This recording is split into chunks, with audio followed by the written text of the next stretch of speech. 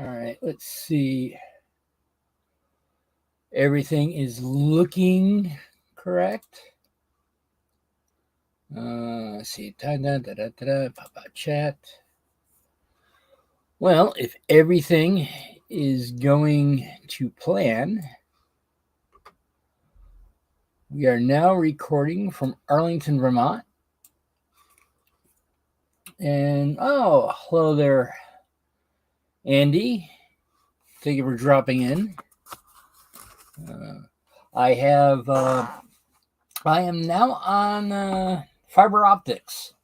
The change was last night, and I think I got everything working properly. I'm assuming, since you're Andy, that you're not saying that, hey, there's no audio, that I'm assuming the audio is working. Because the thing is, I had to unplug a lot of stuff, replug stuff back in.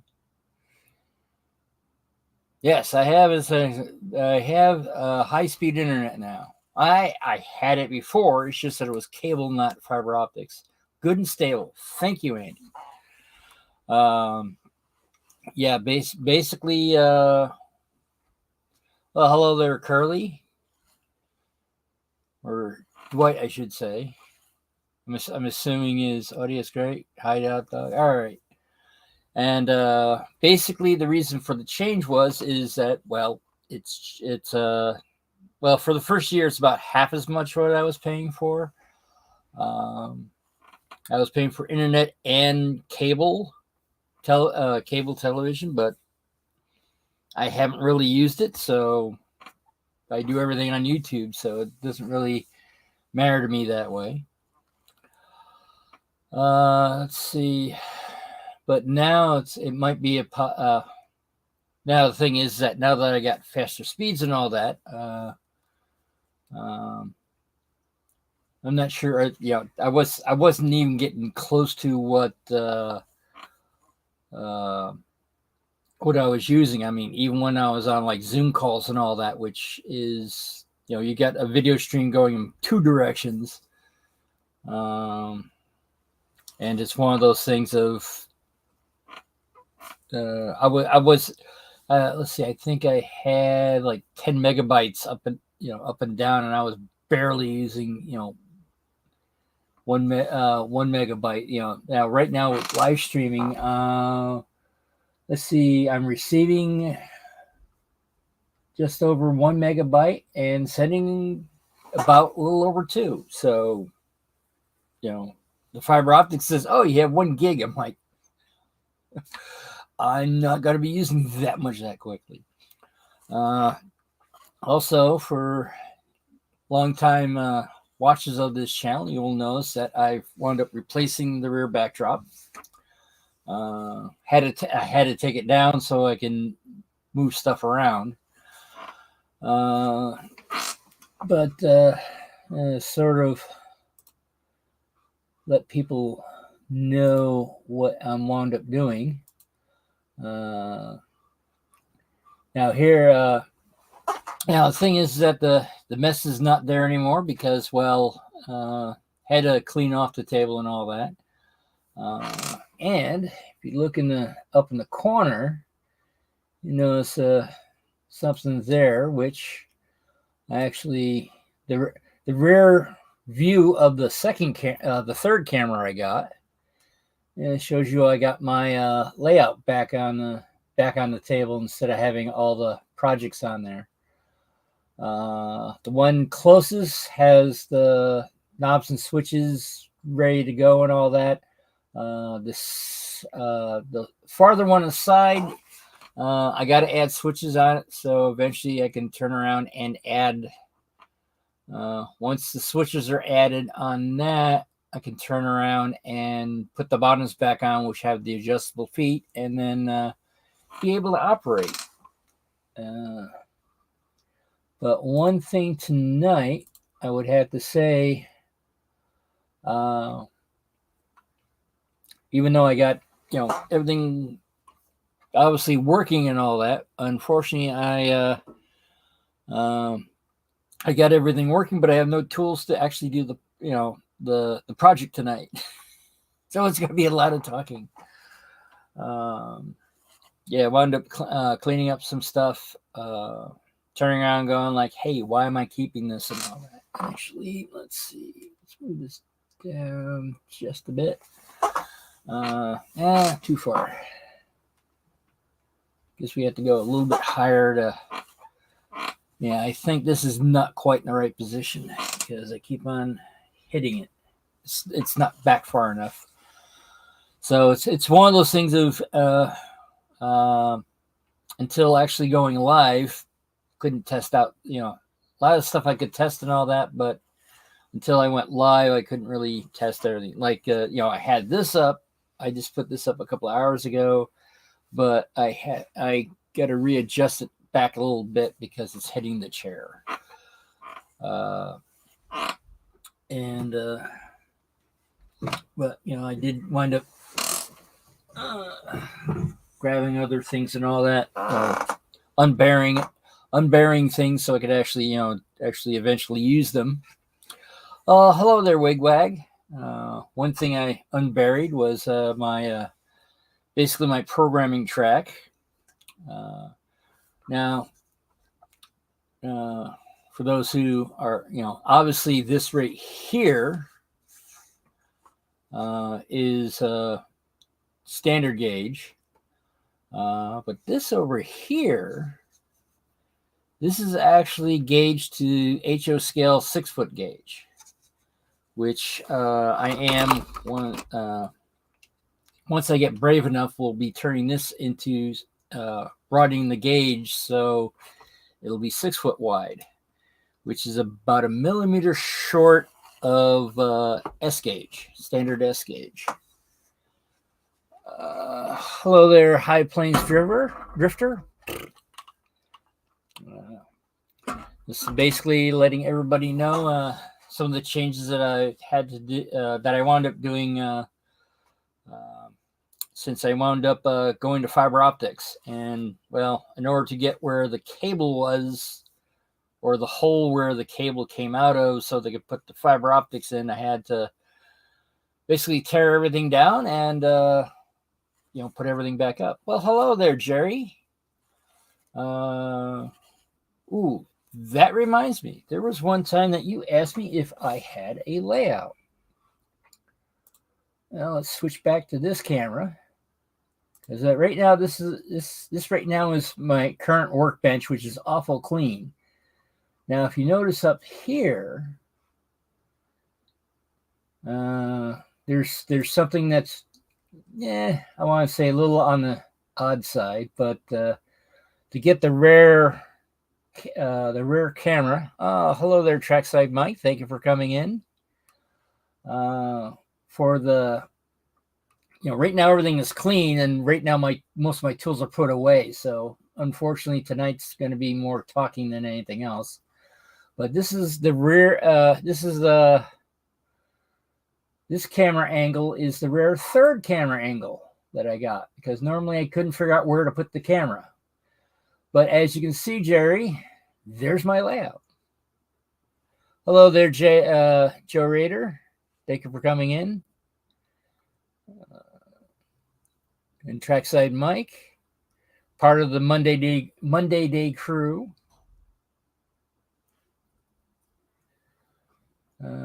But right now, unfortunately, you can't see my cursor, so I just have to realize that they can't see my cursor. But let's see. Do I have a pointer? Yes, I do have a pointer. Right now,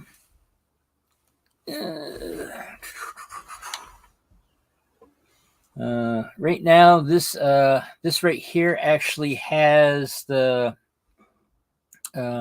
these manual switches that I got in. Actually got close enough to actually do it, but they come in and out. And that's how I'm manually switching them. Basically, right now these do not have those particular switches. And of course, since everything had to be moved and all that, I can't show you exactly what they are. But what they are is double pull, double throw switches with a nail that actually goes in between and goes between the points. And then it's attached to, let's see, do I have one of those hanging around? I thought I had one hanging around, but I guess not. But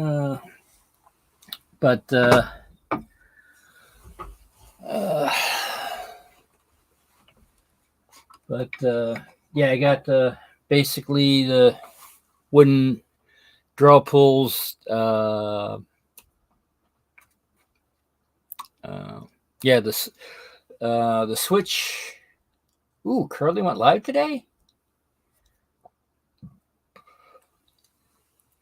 So let's see. 10 are watching now. I believe this might be the most people that I've seen on here at once. I could be wrong. But let's see. Go watch. All right. That sounds like an idea. All right. Let's see now. Let's see if I can sort of let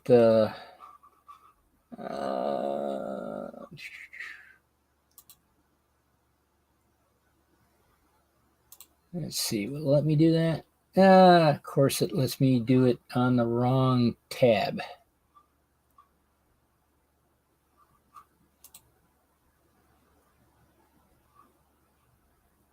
So, all right.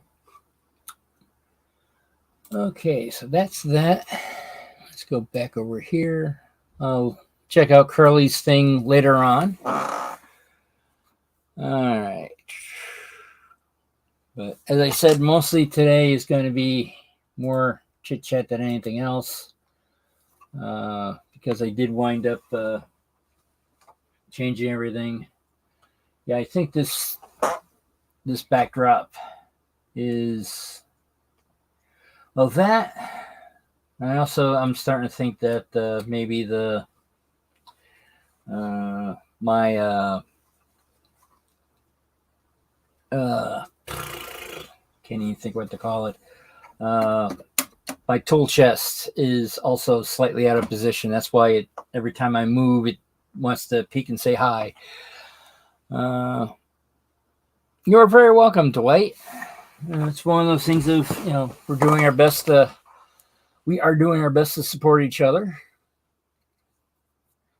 And unfortunately, it's one of those things that I'm to the point right now. There's so many ones I want to watch, but the thing is that I work for a living, so I can't I can't watch every single channel that I'm subscribed to. And I think, well, hello there, Mystic. And Rail Artist, didn't see you sneak in. All right, Rail Artist. But yeah, it's one of those things of one thing I don't like about the fiber optics is that there's an extra piece of equipment that's in the basement. Basically,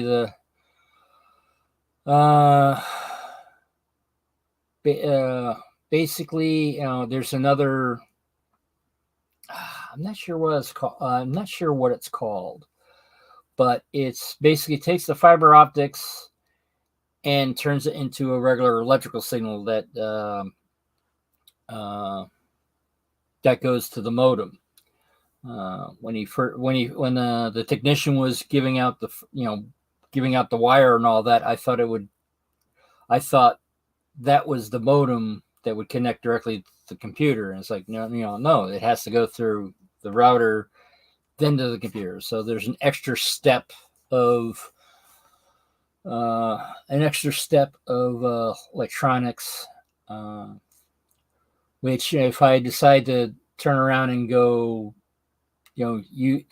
being able to use battery backup, basically, I would have to have battery, basically a battery backup here in the apartment, but also another UPS in the basement next to the other. But now we're up to 11. All right, I have completely lost track of who's here. But I would have to say, since pretty much everybody is blue, I'm assuming people have been here before. And let's see, did I see one that actually, I see two that are not blue.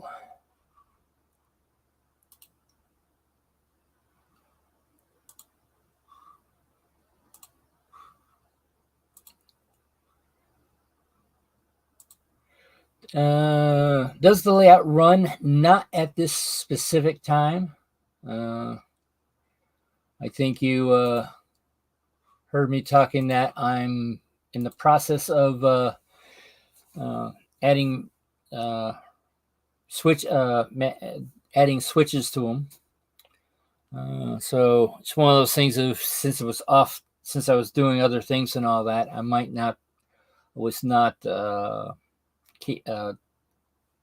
was doing dioramas, so I wasn't really concentrating on the layout, and I was using the dioramas to practice on, so basically so I wouldn't hurt the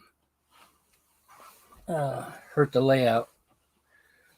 So let's see if I can turn around and show you how the switches do work. As you can see with this one,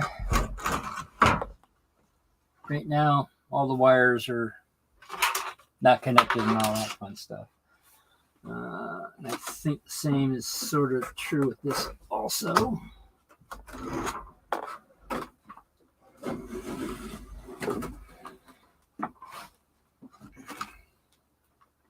Actually, I do have the power connected.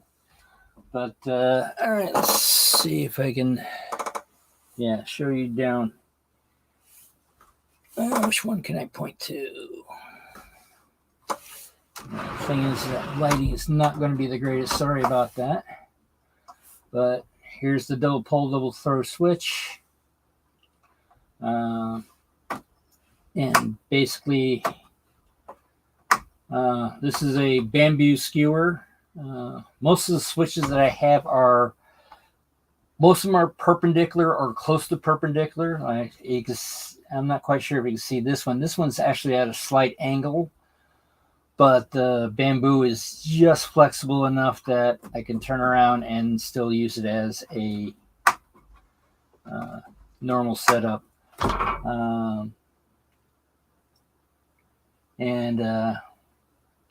Thing is, when I designed this, it was perfect until I happened to realize that if I needed to get access to it, I would not be able to get easy access through here. For the power connections, basically what I wound up using was 12-volt plugs to be able to supply the power.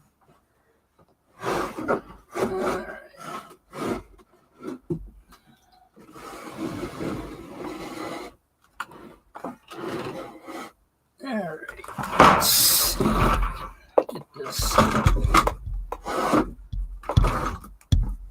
I'm still a little bit discombobulated because of everything.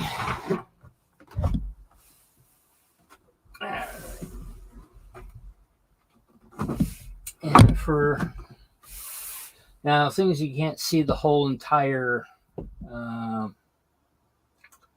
the entire layout.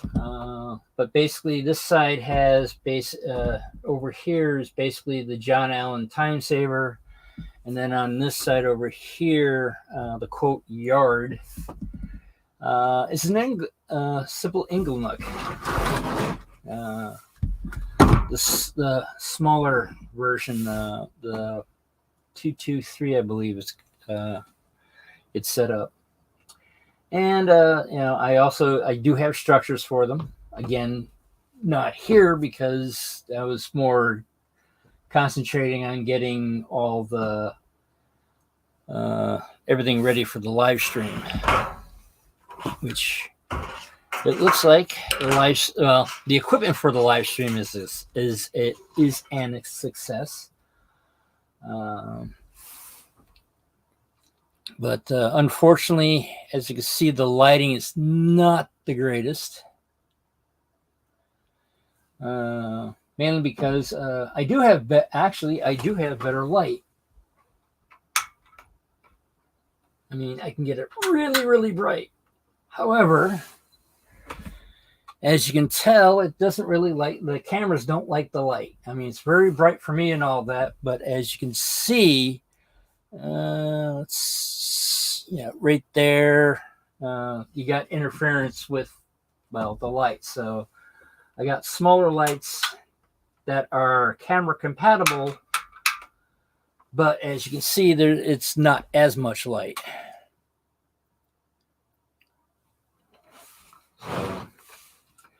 That's a solution that I, right now I'll just deal with and all that, and then go from there.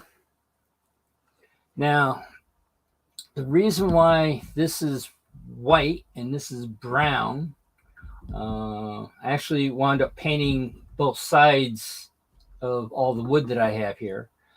And then when I drilled the holes for these on this, I was somehow off too far. I forgot, I measured something wrong and all that. I'm like, hey, I got plenty of room on, I think you can actually see the holes where they came out. But I think I also had them not high enough. As you can see, these are just clipping the edge. These, I think, were a little bit too far down. So I flipped it over and basically I primed this side, to help with the humidity and stuff like that. So that's why it's white. But once I get everything working properly, I'm planning on repainting it slightly different color brown because I don't have this brown anymore. I ran out of it. So now I'm going to turn around and paint them a different kind of brown, and then paint this the way it is. I might have to retouch up the backdrop here, which you can't really can you see it? You can barely see. Actually, I got a piece of blue cloth that is the same as my my new backdrop is, and sort of kind of standing in as a blue sky backdrop and all that. But as I said, it's a little bit hard to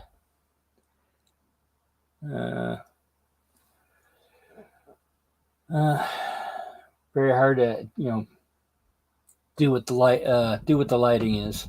I mean, I actually like the brighter lights, but unfortunately the cameras do not, and that's what I have to deal with.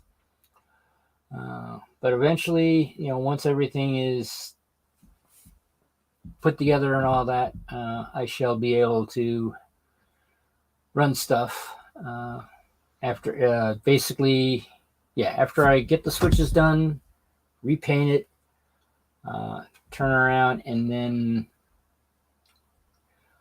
figure out how to do this, do these 3 switches, repaint everything. Actually, switches, finish the wiring, then repaint, and then put the bottom on that has the feet, and then turn around and use that after getting the feet on there. Then start actually start putting scenery down. I know I have all the buildings I want for this side, and I think I have a couple for this side also. But that's what it is. I also got to put a bumper there because originally the track was going to go this way, and then I'm going a little bit farther. Then I'm sort of like, why? I'm going over another. If I stop it here, might make it too short, but it eliminates having to line up everything like on these things. Basically, what I wound up doing was making this all one piece, and then at the joints, putting a couple of copper nails, and then soldered the track onto the nails, then cut them. And theoretically, that makes it easier and all that. But until I actually do something about it, well,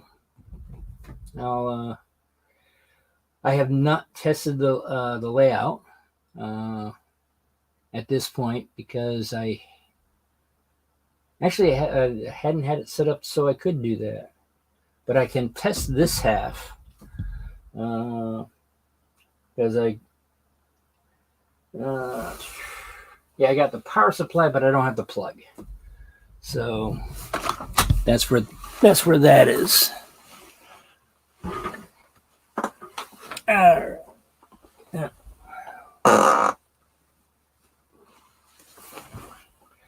Let's switch back to this. Well, I was able to, do a half an hour of babbling on.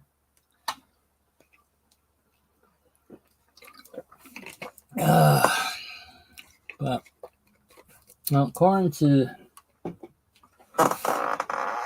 it's one of those things that when you unplug everything and all that, and then have to plug everything back in, you sort of cross your fingers, all of them, that everything is going to be working properly.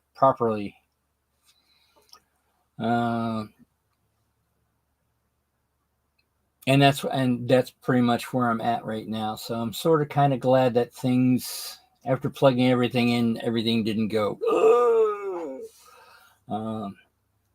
The cameras are, pretty much set up that way. The mic is working properly, even though, it's one of those things I had to switch ports and all this, that, and etc. to make it nicer. So I made the assumption that something was going to go wrong, because usually when something goes wrong, it reverts to the laptop mic. But apparently it stayed on the Blue Snowball. So one of the unfortunate things is that what has happened with the Snowball is that what I was using to keep it in position and all that wound up going away. So it's one of those things of going like, now I need to find a way to keep this in one spot.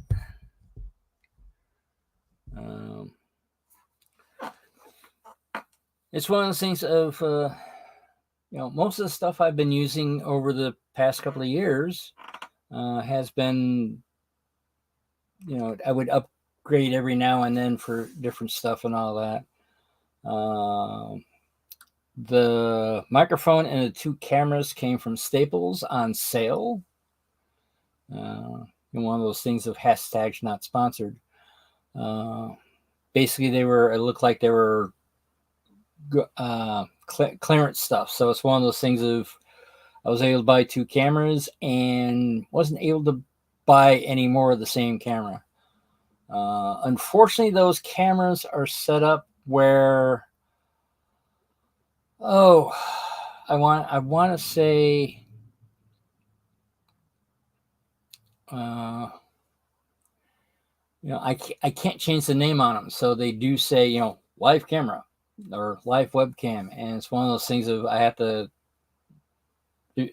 before actually going live, I have to click on the drop down menu to go and like, all right, which one is which, because they have been they have switched on me. But another thing is with high speed internet, uh, I think theoretically I can actually go with higher definition. However, higher definition is not on the free program, on the free uh, portions of StreamYard. So it's going to be the quote high definition, but not the let's see, high definition. It's at 20p, but full high definition is 1080, but 1080 you're paying for that. So, but that's how things are and all that. All right.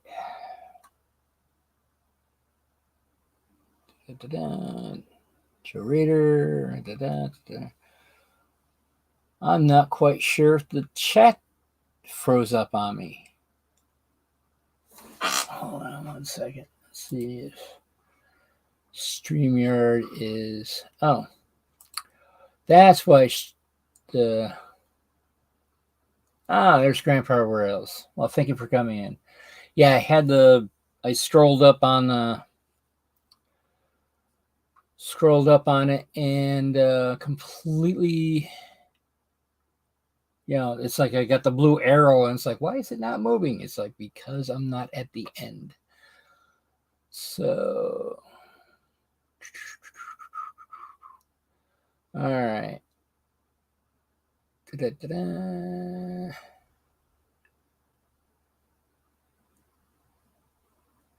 Okay, that's why I missed some questions. Sorry about that.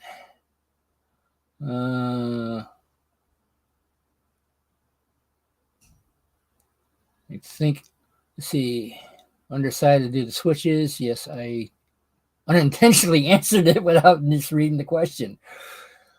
So, yeah, sorry for,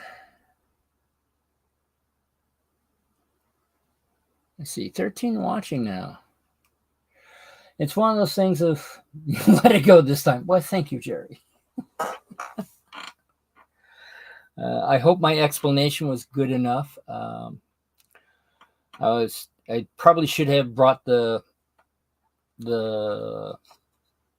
camera up closer and all that, but I hopefully you were able to see what I was able to do.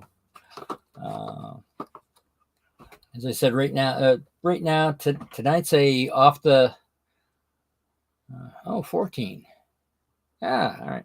The funny thing is, Derek, when you said there's 14 watching, and I'll turn around like, what do you mean there's 14 watching? It says 13, and all of a sudden, as soon as I was about ready to say something, it switched to 14.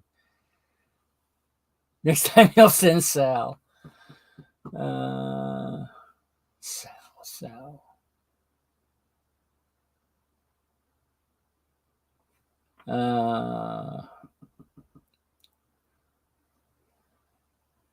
Sal, I'm blinking on an exact.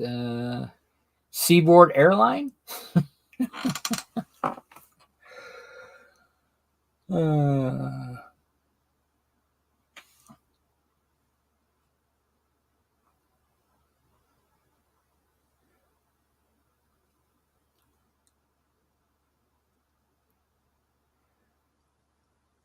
But yeah, all right. But Yeah, tonight unfortunately is going to be a slow night because uh, more more interested in actually seeing is testing to making sure everything is working. But there's times that you can't know if it's working unless you go live, and and get feedback from people like for the Andy saying that yes, you actually got sound, and I think also Dwight was also saying that that I had pretty good sound, but well, I know tonight Nissy J. She's the one that's doing Sidetracks Sunday tonight. Not sure what she's up to.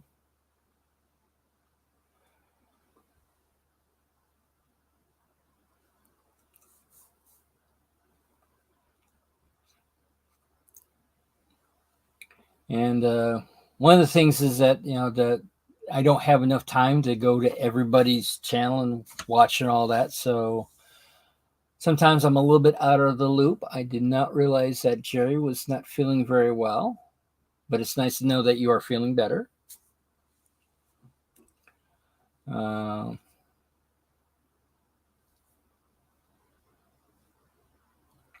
yeah, usually Sunday mornings I can barely catch uh, Andy on Sunday mornings because there's a lot of times sometimes I forget that he's on. You're welcome. How did the riverbank come out?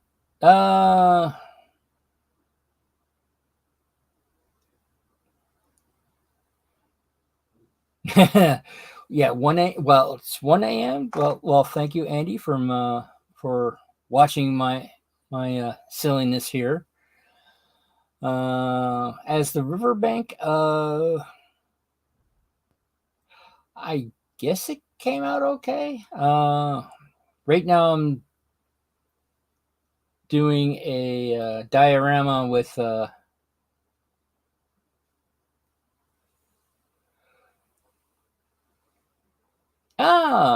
Sparky. Well, thank you for coming in.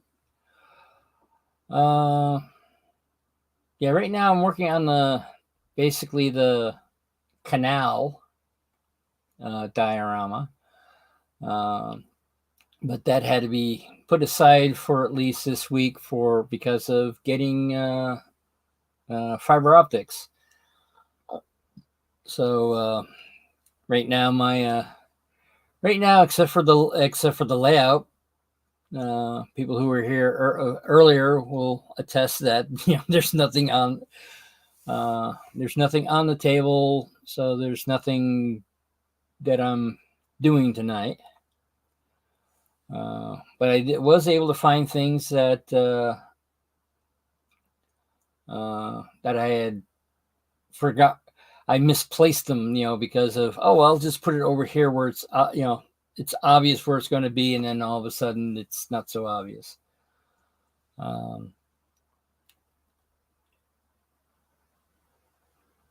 But now the challenge is to be able to do a project on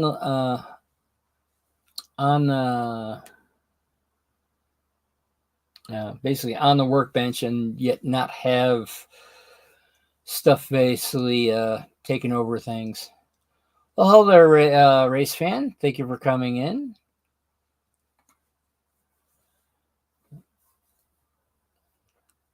Tonight's going to be a slow night because I just got fiber optics in. This is basically the test to make sure all the equipment's still working again. The dioramas, well, technically, besides the dioramas and the two sections of the shelf layout, I do have two HO modules, but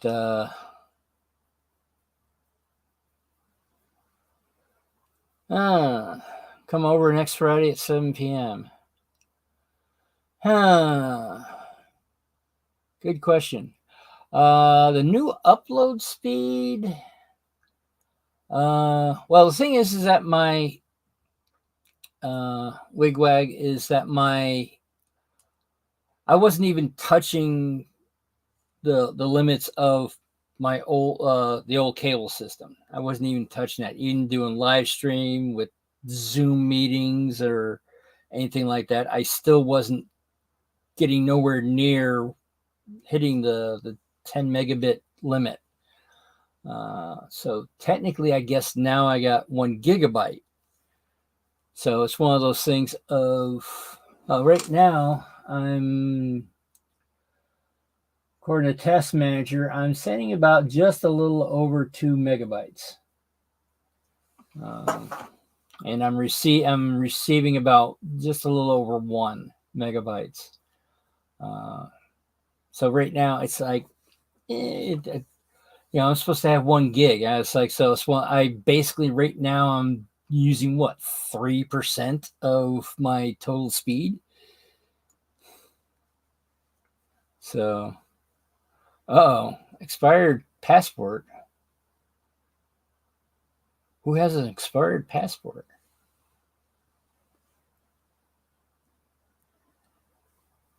We'll feed you beer. Oh, wait a second. What side of the border are you on, Sparky? I have forgotten.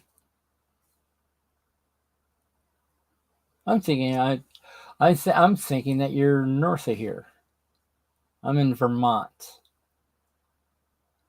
Either north or northwest, if I remember correctly.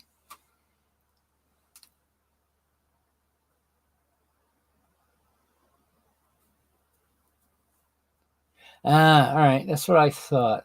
Because I had after thinking about it, I'm going like, oh wait a minute, he came down with Bernard from Mini Prince, so he might be Canadian.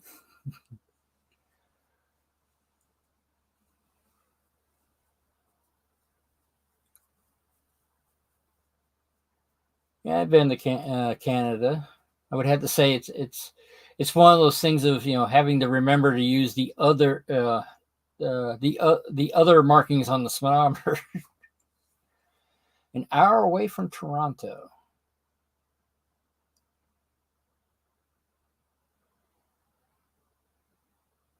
I'm trying to think how far Toronto is from here.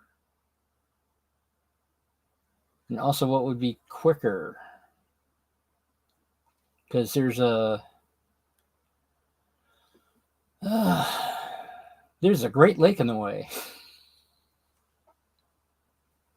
If I remember correctly.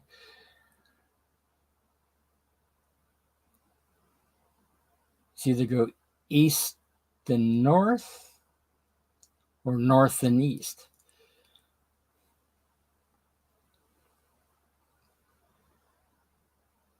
So my assumption, well, I'm about 3 hours from Amherst. So how far driving wise are you, Sparky, if you had to drive to Amherst?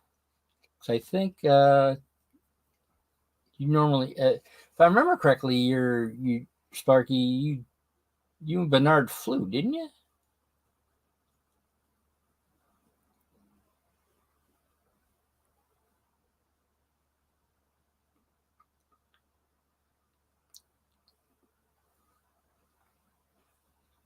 Eight hours from Amherst.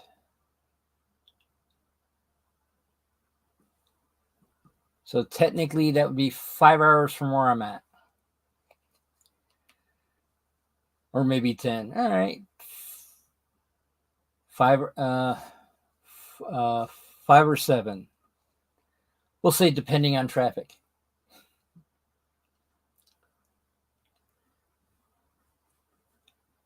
And probably also depending on how much lead you have in your shoes,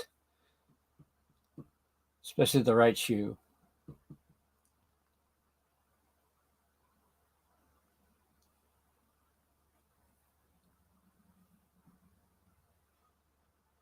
The thing is, I got with my my foot usually is not on the accelerator. I just put it on, turn around and put it up on cruise control and just let it go.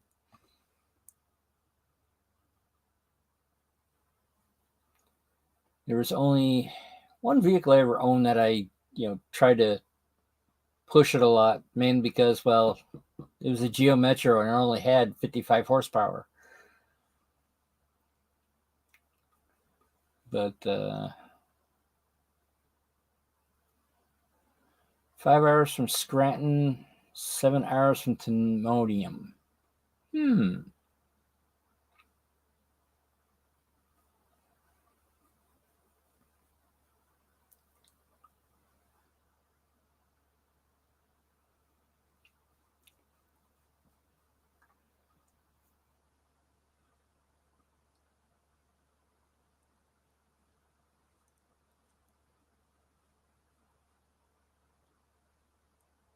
Well, the thing is that normally I do have,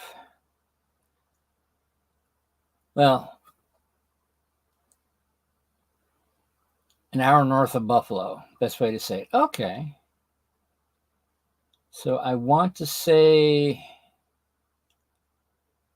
yeah, that would make that would be around 5 hours, because I think Buffalo is 4 hours from where I'm at, and you're an hour north, so that's 5. And it sounds like it would be, I almost want to say, Sparky, is that it would make more sense going east than north than east.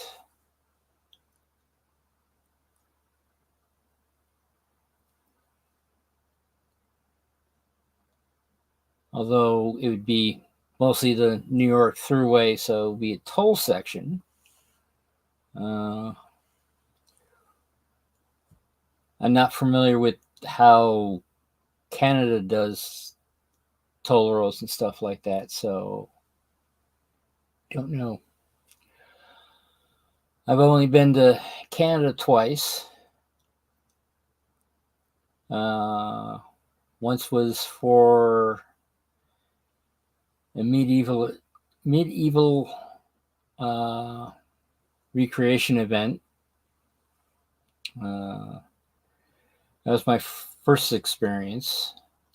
Wound up going to Saint Richelieu, which I would have to say I like their traffic lights.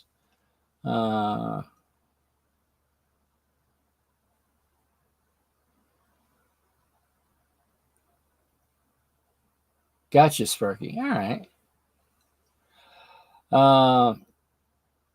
Yeah, Saint Richelieu, if I'm saying it correctly, because it is Quebecois, not English.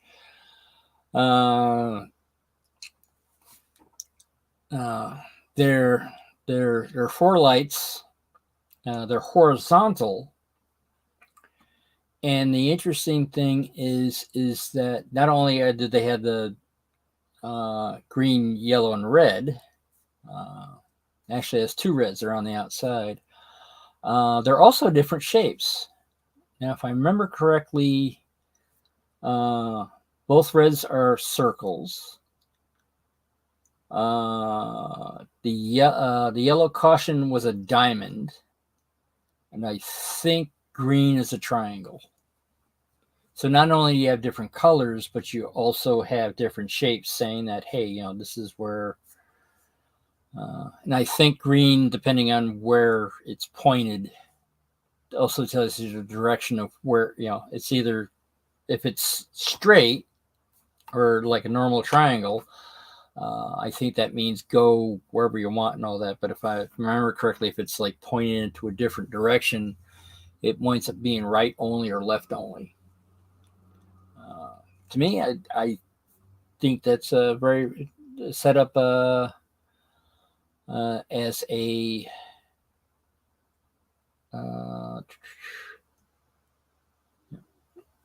because in doing that, you also eliminate people who are colorblind. A Also, with the two reds, if a red light goes out,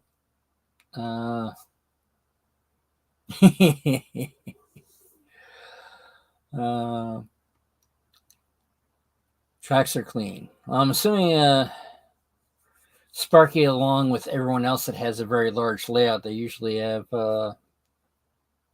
small little trains that do the cleaning.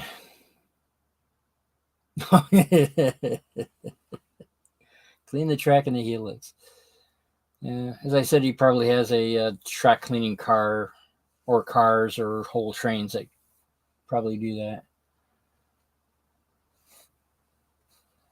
Yep, that's if you have a large layout, that's probably very either constantly run your trains or have a track cleaning train.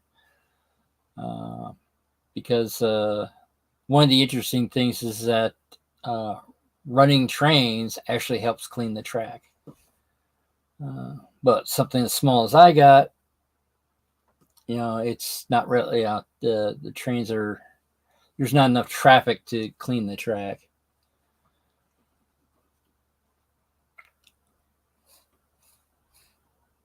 But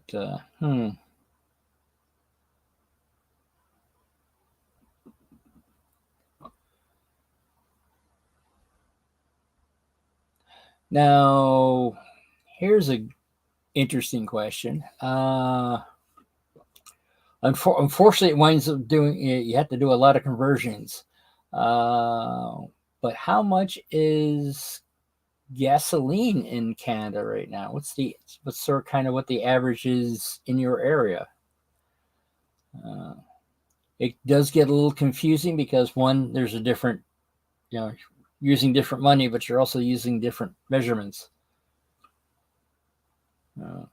Because I remember when I was in Canada, it's like, oh wow, it's only what was it now? Something like 25. It was like at the time 25 cents a liter and all that, but I'm like 25 cents. I haven't seen that and all that. And I was like, oh wait a minute, you got to multiply that at least by 4.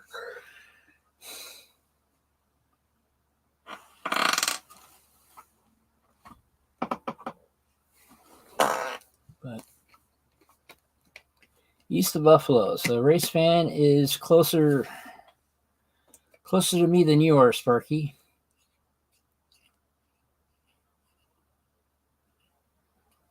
That is one of those things that go on, like, who is closer?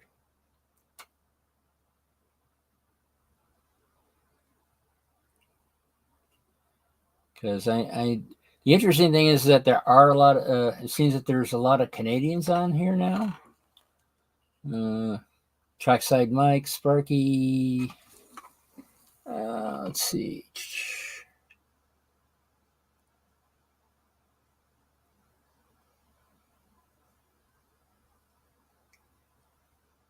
Let's see. Grandpa Rails is in Texas, so he's a little bit far away.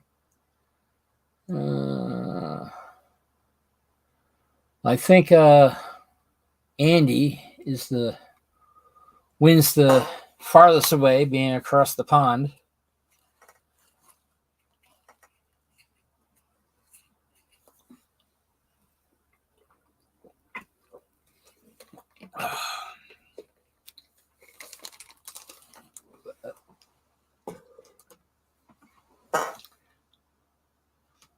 $1.44 a liter.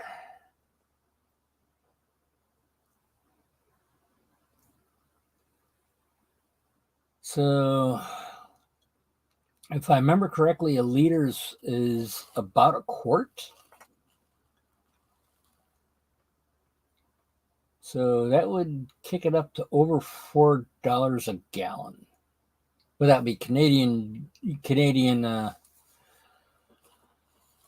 dollars? So I don't know what the current exchange rate is. And it looks like my live chat. All right, there we go. Yeah, my the YouTube for some reason decided the chat for on YouTube decided to freeze on me. So it's one of those things that go on like, no one's saying anything. Oh, wait a minute, the StreamYard's bouncing around. So it's like, oh, okay. That's why I usually have $2.20 a gallon.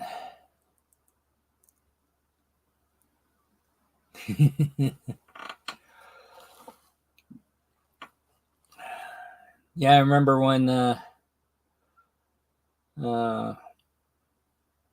was actually it was a trivia question on a YouTube channel called Lateral with Tom Scott, and they had a thing there where it's like, people were doubling what the price on what was on the pump, and they were glad to pay for it. And basically, they was asking, it's like, why were people glad to pay twice as much that was on the pump? And the reason for it is that the pumps couldn't go the internal stuff on the inside couldn't literally go that high. I think it was the first because it was the first time it was over $1 a gallon, and the pumps only went up to 99.99. They couldn't they couldn't physically go higher, so they basically, all right, we'll half the price, but then put on the pumps that you're paying double, until they were able to get new gas pumps. So that was it was one of those things that I wasn't driving at the time, but I'm old enough to actually remember that happening. So it's one of those things that after a while it's like, hey, wait a minute. But sometimes it's a YouTube channel, so every time I guess I want to say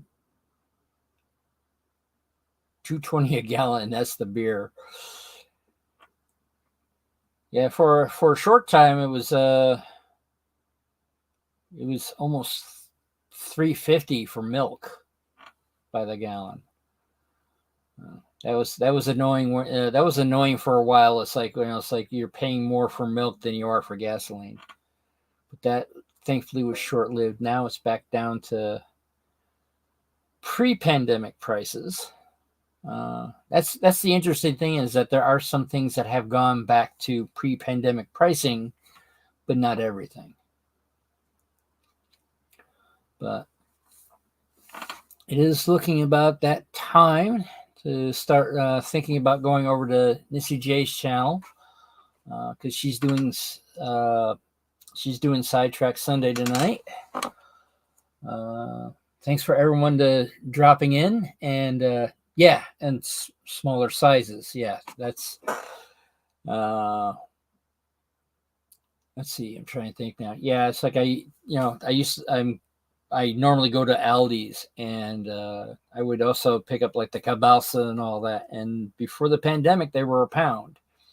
Now, depending on which one it is, it's either 0.88 of a pound or 1.75. It's not a full pound anymore.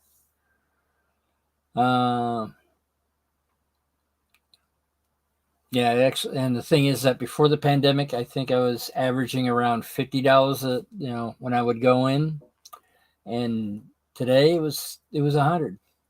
All right, race fan, thank you for coming in.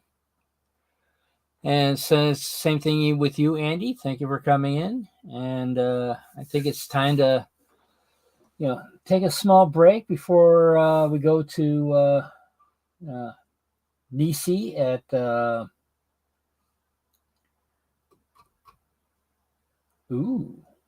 I have not noticed, but I usually don't buy wieners that much. All right. Well, as I always say, it's like, I think the world needs more love. So find your passion, add some silliness to it, and Spread it around. Good night, everyone.